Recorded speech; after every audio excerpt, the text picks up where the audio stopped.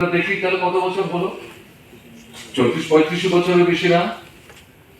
এই সময়ের মধ্যে, এই সময়ের ব্যবধানে ওখান থেকে তারা বেরিয়ে আসতে পেরেছিল।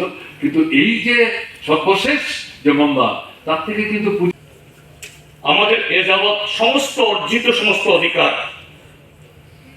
কেড়ে নিতে পারে থাকাটাই কোনো অস্বাভাবিক কিছু না।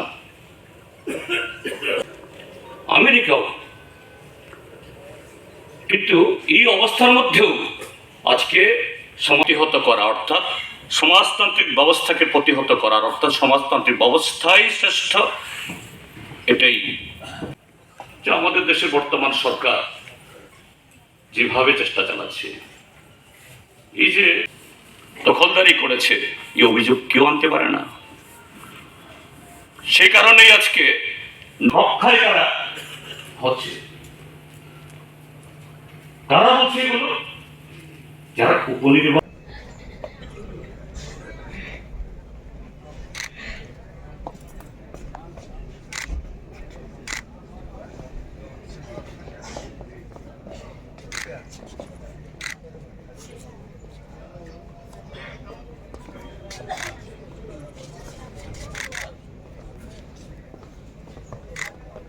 আমাদের নিজস্ব শক্তি সীমাবদ্ধ।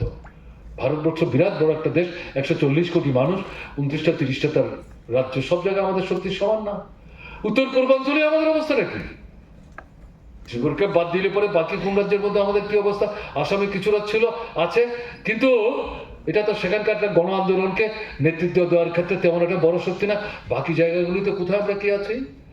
মণিপুরে যে আক্রমণ হচ্ছে, এক সময় কমিউনিস্ট আন্দোলন ছিল এবং দেখা গেল একসময় সিপিআইএমের তুলনায় সিপিআই তুলনামূলকভাবে এগিয়েছিল, কিন্তু এখন কোথায়? আমরা তবু সেখানে কিছু কাজকর্ম করার চেষ্টা করছি, বাদ বাকি জায়গায় খুব একটা মানে সেই অর্থে কাউন্টেবল ফোর্স তো না। আমি উত্তর পূর্বাঞ্চলের কথাই বলছি। আর এখানে যে শক্তি নিয়ে মাথা তুলে দাঁড়িয়ে দেশের সামনে বিকল্প পথের দিশা দেওয়ার ক্ষেত্রে আমরা আমাদের সীমাবদ্ধ পরিসরে ভূমিকা নেওয়ার চেষ্টা করেছি, এটাকে ধ্বংস করে দেওয়ার জন্য কি চলছে 7 বছর 8 বছর যাবত। কিন্তু মাথা নত করিনি, আমরা রুখে দাঁড়াবার চেষ্টা করছি, ঘুরে দাঁড়াবার চেষ্টা করছি। এটা তো একটা অঞ্চল, 8টা রাজ্য নিয়ে কিন্তু পূর্বাঞ্চল, উত্তর পূর্বাঞ্চল। তো এরকম যদি আমরা দেখি সারা ভারতবর্ষে আমাদের শক্তিটা সীমাবদ্ধ, কিন্তু আমরা বিকল্পের সন্ধানে লড়াই যাচ্ছি, বিপ্লবী সংগ্রাম সংগঠিত করার চেষ্টা করছি। শক্তি কম বলে আমাদের দ্বারা হবে না, ক্লাব সমাজতন্ত্রের কথা বলে এই ছোট শক্তি দিয়েই তো লড়াই করতে করতে শক্তিটা বড় হবে। লেনিন যে সোভিয়েত দেশে আপনার সমাজতান্ত্রিক বিপ্লব সাধন করলেন, এই প্রথম দিনেই কি পার্টিটা এরকম ছিল? ছিল না তো। শ্রমিকদের সংগঠিত করেছেন, শ্রমিকরা কৃষকদের মধ্যে যাওয়ার চিন্তা করেনি। একটা লড়াই পরাস্ত হওয়ার পর শিক্ষা নিয়ে শ্রমিকদের বললেন তুমি একটা পারবে না, কৃষকদের মধ্যে যাও, তাদেরকে সংগঠিত করো, তারা বিরাট শক্তির গ্রামে যাও। শ্রমিক কৃষক ঐক্যবদ্ধ হলো, তাদের ছেলেরা মেয়েরা সেখানে শাসক গোষ্ঠীর স্বার্থ রক্ষা করার জন্য শ্রমিকদের কৃষকদের বিরুদ্ধে অস্ত্র হাতে নিয়ে যুদ্ধ করে বললো তাদের ভেতরে ঢুকবার চেষ্টা করো।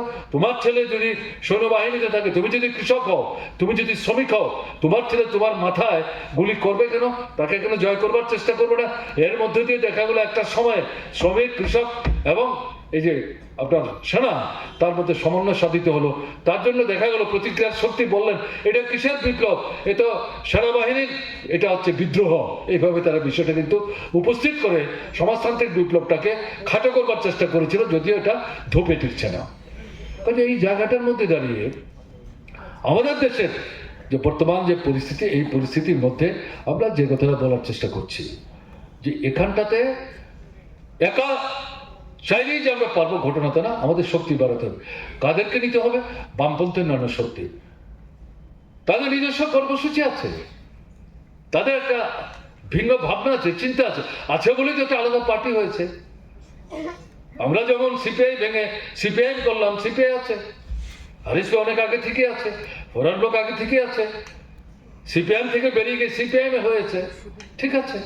যে এই জায়গায় দাঁড়িয়ে আমরা যেটা বলতে চাইছি, সর্বভারতীয় ক্ষেত্রে আমাদের রাজ্যের ক্ষেত্রে বামপন্থী যে শক্তিটা, আমরা যেমন এককভাবে আমাদের শক্তি বাড়াবার চেষ্টা করব, বড় শক্তি হওয়ার চেষ্টা করব, সঙ্গে সঙ্গে আমরা বড় শক্তি হতে গিয়ে মূল শক্তিকে কুণ্ঠাসা করতে গিয়ে অন্যান্য যে বামপন্থী শক্তি তাদেরকে আমাদের কিন্তু অবহেলা করে চলবে না। কিন্তু নীতিগত প্রশ্নে, কর্মসূচিগত প্রশ্নে কোন রকম সুবিধাবাদী সমঝোতা না, সাধারণ দৃষ্টিভঙ্গিগত প্রশ্নে, রাজনৈতিকগত প্রশ্নে এটা সহমতের ভিত্তিতে একসাথে আমাদের অগ্রসর হতে হবে, এই বামপন্থী শক্তিকে সংগত করতে হবে। তৃতীয় যে কথা আমরা বলছি, শুধু কি বামপন্থীদের মধ্যে আমরা সীমাবদ্ধ থাকবো? তাহলে অন্যান্য যে শক্তি, আমি যেটা উল্লেখ করার চেষ্টা করলাম, পুঁজিপতির দৃষ্টিভঙ্গি নিয়ে